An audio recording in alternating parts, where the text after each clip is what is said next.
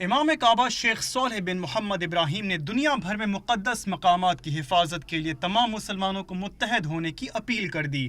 نوشہرہ میں JUIF کے 100 سالہ اجتماع کی تقریبات کے آخری روز شرکاء سے خطاب کے دوران انہوں نے دنیا بھر میں پھیلے مدارس کو خیر کا سبب اور پاکستان کو عالم اسلام کی امیدوں کا مرکز قرار دیا۔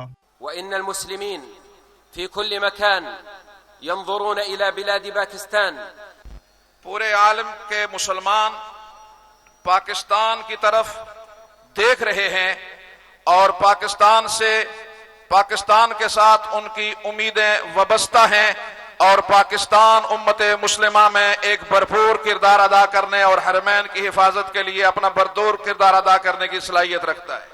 امام کعبہ نے کہا کہ کچھ لوگ اسلام کی غلط تشریح پیش کر کے دنیا میں دہشت گردی پھیلانا چاہتے ہیں، لیکن تمام اسلامی ممالک دہشت گردی کے خلاف متحد ہیں۔ ويعطل الناس عن مصالح دينهم ودنياهم۔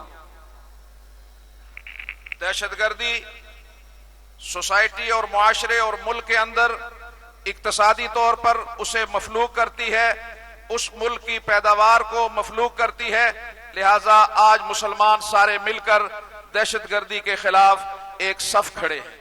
اجتماع میں امام کعبہ شیخ صالح بن محمد ابراہیم کی امامت میں نماز ظہر ادا کی گئی۔ اس موقع پر امت مسلمہ کے اتحاد، ترقی اور یکجہتی کے لیے دعائیں کرائی گئیں۔